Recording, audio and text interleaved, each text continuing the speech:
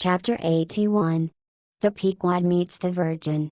The predestinated day arrived, and we duly met the ship Jungfrau, Derek de Deer, master, of Bremen.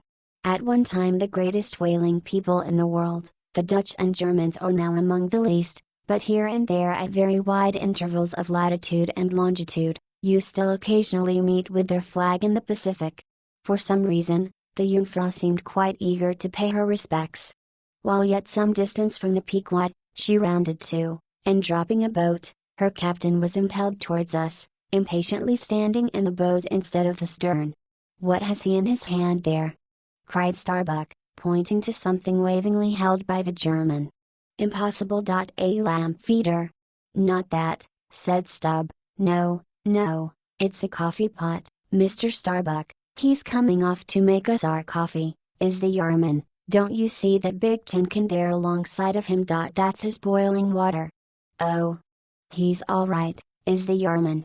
"Go along with you," cried Flask. "It's a lamp feeder and an oil can." "He's out of oil, and has come a-begging."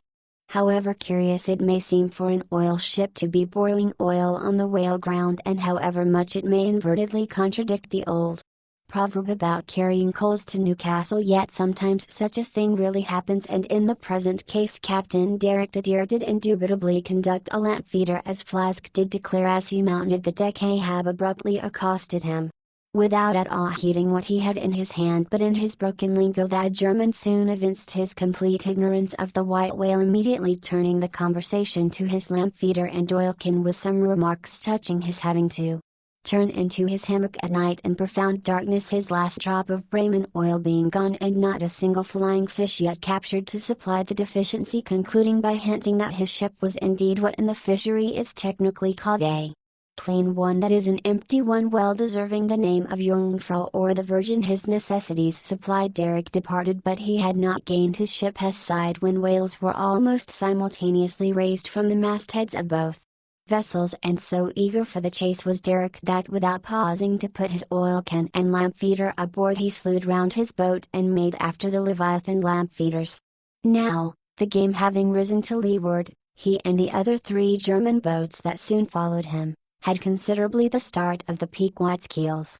There were 8 whales, an average pod. Aware of their danger, they were going all abreast with great speed straight before the wind, rubbing their flanks as closely as so many spans of horses in harness. They left a great, wide wake, as though continually unrolling a great wide parchment upon the sea. Full in this rapid wake, and many fathoms in the rear, swam a huge, hump-toed bull, which by his comparatively slow progress, as well as by the unusual yellowish incrustations overgrowing him, seemed afflicted with a jaundice, or some other infirmity. Whether this whale belonged to the pod in advance, seemed questionable, for it is not customary for such venerable leviathans to be at all social. Nevertheless, he stuck to their wake, though indeed their backwater must have retarded him, because the white bone or swell at his broad muzzle was a dashed one, like the swell formed when 2 hostile currents meet. His spout was short, slow, and laborious, coming forth with a choking sort of gush and spending itself in torn shreds, followed by strange subterranean commotions in him which seemed to have egress at his other buried extremity, causing the waters behind him to upbubble. "Who's got some paregoric?" said Stubb. "He has the stomach ache, I'm afraid." "Lord, think of having half an acre of stomach ache. Adverse winds are holding mad Christmas in him, boys. It's the first foul wind I ever knew to blow from astern, but look, did ever whale you so before? It must be, he's lost his tiller." As an overladen Indiaman bearing down the Hindostan coast with a deckload of frightened horses careens berries rolls and wallows on her way, so did this old whale heave his aged bulk, and now and then partly turning over on his cumbrous ribbons expose the cause of his devious wake in the unnatural stump of his starboard fin. Whether he had lost that fin in battle, or had been born without it, it were hard to say. "Only wait a bit, old chap, and I'll give ye a sling for that wounded arm," cried cruel Flask, pointing to the whale lying near him. "Mind he don't sling thee with it," cried Starbuck. "Give way, or the German will have him." With one intent, all the combined rival boats were appointed for this one fish, because not only was he the largest and therefore the most valuable whale, but he was nearest to them, and the other whales were going with such great velocity moreover as almost to defy pursuit for the time. At this juncture the Pequod's keels had shot by the 3 German boats last lowered, but from the great start he had had, Derek's boat still led the chase, though every moment neared by his foreign rivals. The only thing they feared was that from being already so nigh to his mark, he would be enabled to dart his iron before they could completely overtake and pass him. As for Derek, he seemed quite confident that this would be the case, and occasionally with a deriding gesture shook his lamp feeder at the other boats. "The ungracious and ungrateful dog!" cried Starbuck. "He mocks and dares me with the very poor box I filled for him not 5 minutes ago." Then in his old intense whisper, "Give way, greyhounds! Dog to it! I tell you what it is, men," cried Stubb to his crew, "it's against my religion to get mad, but I'd like to eat that villainous Yarman Pull, won't ye? Are ye going to let that rascal beat ye? Do ye love brandy? A hogshead of brandy, then, to the best man. Come, why don't some of ye burst a blood vessel? Who's that been dropping an anchor overboard? We don't budge an inch, we're becalmed.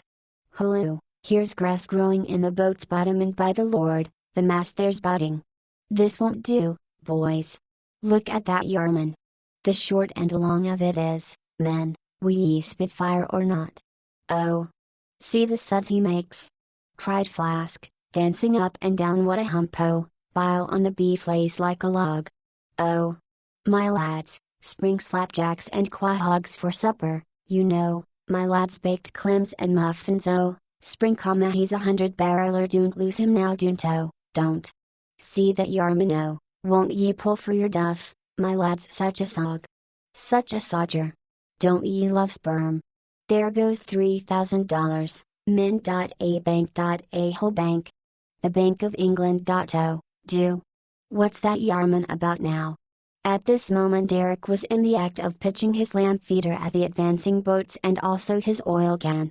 Perhaps with the double view of retarding his rival's way and at the same time economically accelerating his own by the momentary impetus of the backward toss, "the unmannerly Dutch dogger!" cried Stubb. "Pull now, men, like 50,000 line of battleship loads of red-haired devils. What do ye say, Tashko? Are you the man to snap your spine in 22 pieces for the honor of old Gayhead? What do ye say?" "I say, pull like goddamn comma," cried the Indian. Fiercely, but evenly incited by the taunts of the German, the Pequod's 3 boats now began ranging almost abreast, and, so disposed, momentarily neared him. In that fine, loose, chivalrous attitude of the headsman when drawing near to his prey, the 3 mates stood up proudly, occasionally backing the after oarsman with an exhilarating cry of, "There she slides, now! Hurrah for the white ash breeze! Down with the yarman! Sail over him!" But so decided an original start had Derek had, that spite of all their gallantry, he would have proved the victor in this race, had not a righteous judgment descended upon him in a crab which caught the blade of his midship oarsman. While this clumsy lubber was striving to free his white ash, and while, in consequence, Derek's boat was nigh to capsizing, and he thundering away at his men in a mighty rage, that was a good time for Starbuck, Stubb, and Flask. With a shout, they took a mortal start forwards, and slantingly ranged upon the German's quarter. An instant more, and all 4 boats were diagonically in the whale's immediate wake, while stretching from them, on both sides, was the foaming swell that he made. It was a terrific, most pitiable, and maddening sight. The whale was now going head out, and sending his spout before him in a continual tormented jet, while his one poor fin beat his side in an agony of fright. Now to this hand, now to that, he yawed in his faltering flight, and still at every billow that he broke, he spasmodically sank in the sea, or sideways rolled towards the sky his one beating fin. So have I seen a bird with clipped wing making affrighted broken circles in the air, vainly striving to escape the piratical hawks. But the bird has a voice, and with plaintive cries will make known her fear, but the fear of this vast brute of the sea was chained up and enchanted in him. He had no voice save that choking respiration through his spiracle, and this made the sight of him unspeakably pitiable. While still in his amazing bulk, portcullis jaw and omnipotent tail, there was enough to appall the stoutest man who so pitied. Seeing now that but a very few moments more would give the Pequod's boats the advantage, and rather than be thus foiled of his game, Derrick chose to hazard what to him must have seemed a most unusually long dart, ere the last chance would forever escape. But no sooner did his harpooner stand up for the stroke than all three tigers, Queequeg, Tashko, Daggoo, instinctively sprang to their feet, and standing in a diagonal row simultaneously pointed their barbs and darted over the head of the German harpooner. Their three Nantucket irons entered the whale, blinding vapors of foam and white fire. The three boats, in the first fury of the whale's headlong rush, bumped the Germans aside with such force that both Derrick and his baffled harpooner were spilled out, and sailed over by the three flying keels. "Don't be afraid, my butter boxes," cried Stubb, casting a passing glance upon them as he shot by. "You'll be picked up presently, all right. I saw some sharks turn St. Bernard's dogs, you know, relieve distressed travelers. Hurrah! This is the way to sail now. Every keel a sunbeam. Hurrah! Here we go like three tin kettles at the tail of a mad cougar. This puts me in mind of fastening to an elephant in a tilbury on a plane, makes the wheel spokes fly, boys, when you fasten to him that way, and there's danger of being pitched out too, when you strike a hill. Hurrah! This is the way a fellow feels when he's going to Davy Jones all a rush down an endless inclined plane. Hurrah! This whale carries the everlasting mail." But the monster's run was a brief one. Giving a sudden gasp, he tumultuously sounded. With a grating rush, the three lines flew round the loggerheads with such a force as to gouge deep grooves in them, while so fearful were the harpooneers that this rapid sounding would soon exhaust the lines that, using all their dexterous might, they caught. Repeated smoking turns with the rope to hold until at last, owing to the perpendicular strain from the lead line chocks of the boats whence the three ropes went straight down into the blue, the gunwales of the bows were almost even with the water, while the three sterns tilted high in the air, and the whale soon ceasing to sound, for some time they remained in that attitude, fearful of expending more line, though the position was a little ticklish. But though boats have been taken down and lost in this way, yet it is this holding on apostrophe, as it is called, this hooking up by the sharp barbs of his live flesh from the back, this it is that often torments the Leviathan into soon rising again to meet the sharp lance of his foes. Yet, not to speak of the peril of the thing, it is to be doubted whether this course is always the best, for it is but reasonable to presume that the longer the stricken whale stays under water, the more he is exhausted. Because, owing to the enormous surface of him in a full-grown sperm whale something less than 2,000 square feet, the pressure of the water is immense. We all know what an astonishing atmospheric weight we ourselves stand up under, even here, above ground, in the air. How vast, then, the burden of a whale, bearing on his back a column of 200 fathoms of ocean. It must at least equal the weight of 50 atmospheres.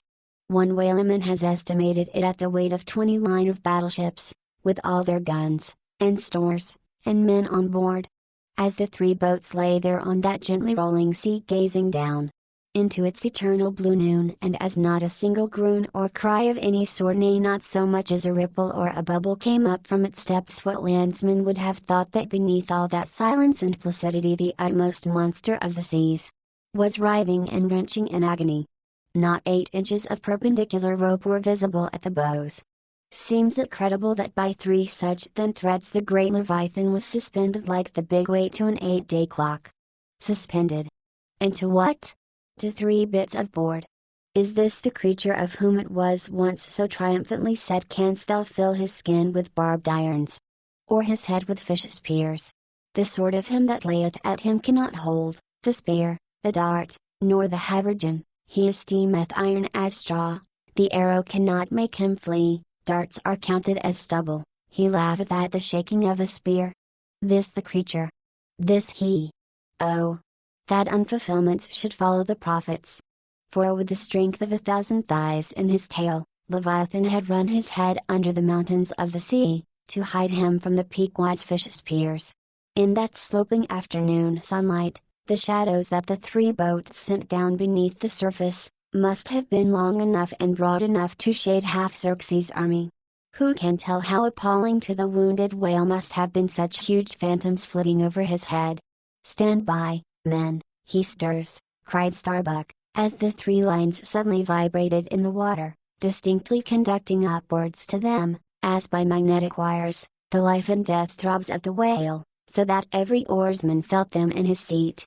The next moment, relieved in great part from the downward strain at the bows, the boats gave a sudden bounce upwards, as a small ice-field will, when a dense herd of white bears are scared from it into the sea. "Haul in!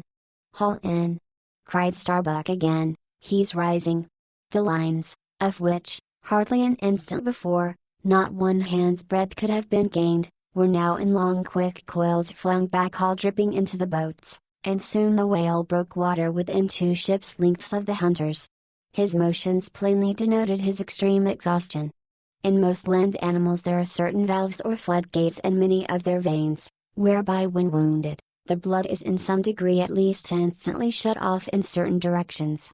Not so with the whale, one of whose peculiarities it is to have an entire non-valvular structure of the blood vessels, so that when pierced even by so small a point as the harpoon, a deadly drain is at once begun upon his whole arterial system, and when this is heightened by the extraordinary pressure of water at a great distance below the surface, his life may be said to pour from him in incessant streams, yet so vast is the quantity of blood in him and so distant and numerous its interior fountains that he will keep thus bleeding and bleeding for a considerable period, even as in a drought a river will flow whose source is in the wellsprings of far off and undiscernible hills. Even now, when the boats pulled upon this whale and perilously drew over his swaying flukes and the lances were darted into him, they were followed by steady jets from the new-made wound which kept continually playing, while the natural spout hole in his head was only at intervals, however rapid, sending its affrighted moisture into the air. From this last vein no blood yet came, because no vital part of him had thus far been struck.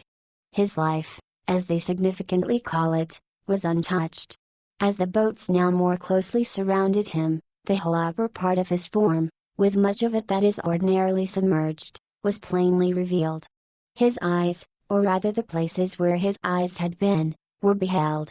As strange misgrown masses gather in the knotholes of the noblest oaks when prostrate, so from the points which the whale's eyes had once occupied, now protruded blind bulbs, horribly pitiable to see. But pity there was none. For all his old age and his one arm and his blind eyes, he must die the death and be murdered in order to light the gay bridals and other merrymakings of men, and also to illuminate the solemn churches that preach unconditional inoffensiveness by all to all. Still rolling in his blood, at last he partially disclosed a strangely discolored bunch or protuberance, the size of a bushel, low down on the flank.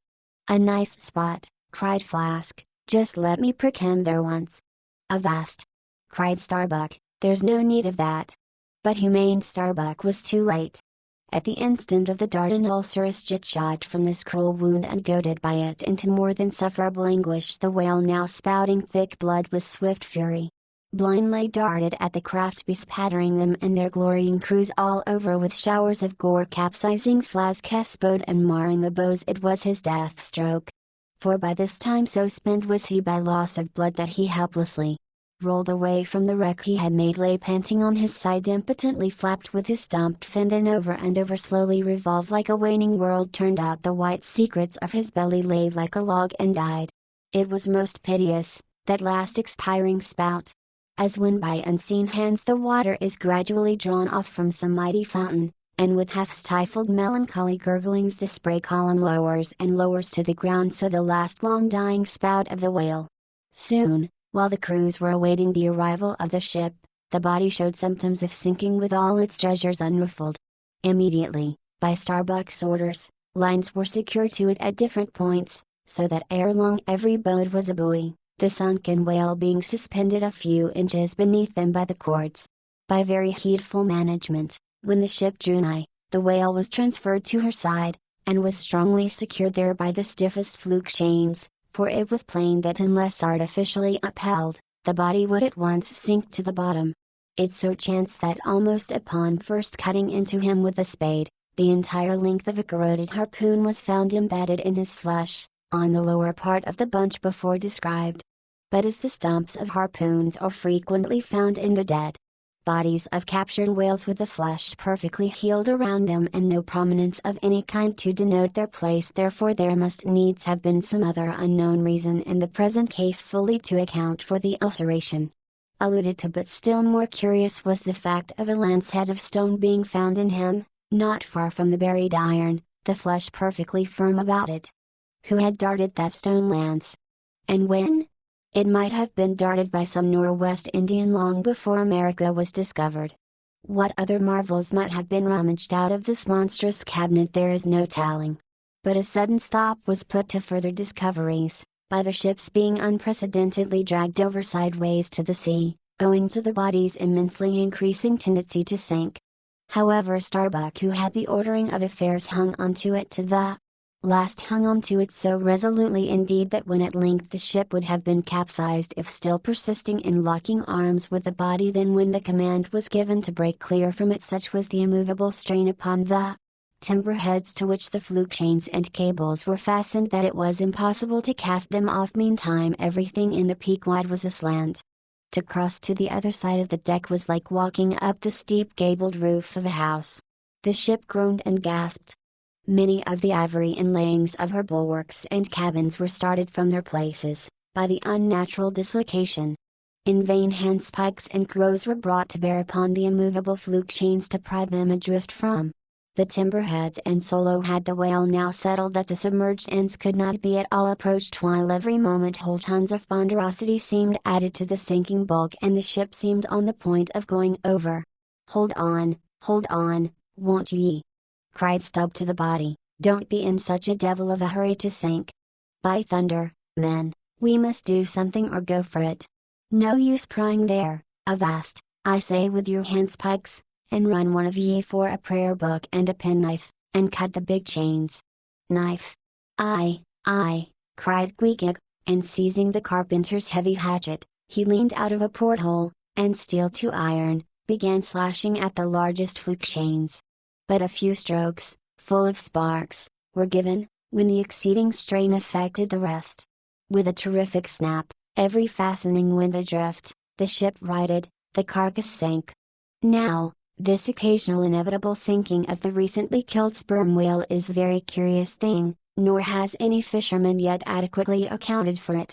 Usually the dead sperm whale floats with great buoyancy, with its side or belly considerably elevated above the surface. If the only whales that thus sank were old, meager and broken-hearted creatures, their pads of lard diminished and all their bones heavy and rheumatic, then you might with some reason assert that this sinking is caused by an uncommon specific gravity in the fish so sinking consequent upon this absence of buoyant matter in him, but it is not so. For young whales, in the highest health, and swelling with noble aspirations, prematurely cut off in the warm flush and May of life, with all their panting lard about them, even these brawny, buoyant heroes do sometimes sink. Be it said, however, that the sperm whale is far less liable to this accident than any other species. Where one of that sort go down, 20 right whales do. This difference in the species is no doubt imputable in no small degree to the greater quantity of bone in the right whale, his Venetian blinds alone sometimes weighing more than a ton. From this encumbrance the sperm whale is wholly free. But there are instances where, after the lapse of many hours or several days, the sunken whale again rises, more buoyant than in life. But the reason of this is obvious. Gases are generated in him, he swells to a prodigious magnitude, becomes a sort of animal balloon. A line of battleship could hardly keep him under then. In the shore whaling on soundings among the bays of New Zealand, when a right whale gives token of sinking, they fasten buoys to him with plenty of rope, so that when the body has gone down they know where to look for it when it shall have ascended again. It was not long after the sinking of the body that a cry was heard from the Pequod's mastheads announcing that the Jungfrau was again lowering her boats, though the only spout in sight was that of a finback belonging to the species of uncapturable whales because of its incredible power of swimming. Nevertheless, the finback's spout is so similar to the sperm whale's, that by unskillful fishermen it is often mistaken for it. and consequently Derrick and all his host were now in valiant chase of this honorable brute.